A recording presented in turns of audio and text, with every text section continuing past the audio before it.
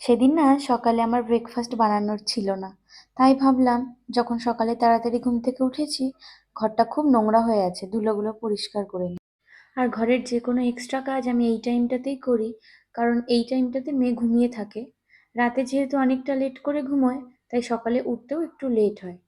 আর যেদিন আমি ডাস্টিং করি, সেদিন এই আয়নাটা থেকেই শুরু করি, কারণ এটা আমার খুব পছন্দের একটা জায়গা। খুব ইচ্ছে করে জানো, এই প্রোডাক্টগুলো না এরকম বাইরে বের করে রাখি, যেগুলো আমি ডেলি ইউজ করি। কিন্তু আমাদের ঘরে এতটাই ধুলো পড়ে যায়, যেটা আমি রাখতে পারবো না, আমাকে এক্ষুনি ভরে রাখতে হবে। সবসময় তো ঘর পরিষ্কার করা সম্ভব না, কারণ এখন যদি মেয়ে ঘুম থেকে উঠে যায়, ওকে খাওয়াতে হবে, ফ্রেশ করাতে হবে, স্নান করাতে হবে। এটা করতে করতে অনেকটা লেট হয়ে যাবে। তারপরে আবার আমাকে দুপুরের খাবারও রান্না করতে হবে। তাই আর এই কাজগুলো হবে না।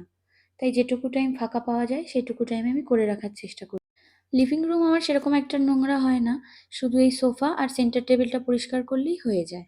আমার ডাইনিংয়ের যে কভারটা এখন পাতা আছে, আজকে ভাবলাম ওটা চেঞ্জ করে দিই, কারণ ওটা অনেক দিন হয়েছে পেতেছি আর চেঞ্জ করা হয়নি। তো কভারটা যখন চেঞ্জ করব, ভাবলাম একবারে চেয়ারগুলোও মুছে নিই, অনেক দিন মোছা হয় না, তারপরেই একবারে কভারটা চেঞ্জ করে দেবো। কভারটা না আমি অফলাইন স্টোর থেকে নিয়েছি, কিন্তু দেখে আমার প্রথমে ভালো লাগছিল না জানো, কিন্তু এই যে টেবিলে যখন পাতলাম তখন দেখছি বেশ ভালোই লাগছে।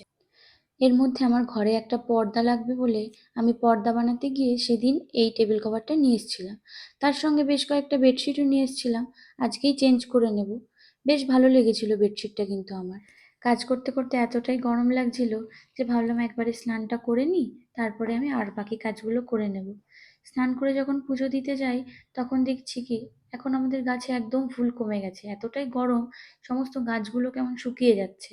ওই 12 মাসি যে ফুল গাছ সেটাতে কয়েকটা ফুল হচ্ছে, বাকি সব গাছগুলো কেমন শুকিয়ে গেছে। বেডশিটটা পাতার পর তো আমার বেশ পছন্দ হয়েছে, খুব ভালো লাগছে বেডশিটটা। এই ফাঁকে মেয়েকেও একবারে স্নান করিয়ে নিলাম। তো আজকের জন্য এইটুকুই। আবার একটা নতুন কোনো ভিডিওতে তোমাদের সাথে অনেক গল্প করব। সবাই সুস্থ থেকো, ভালো থেকো।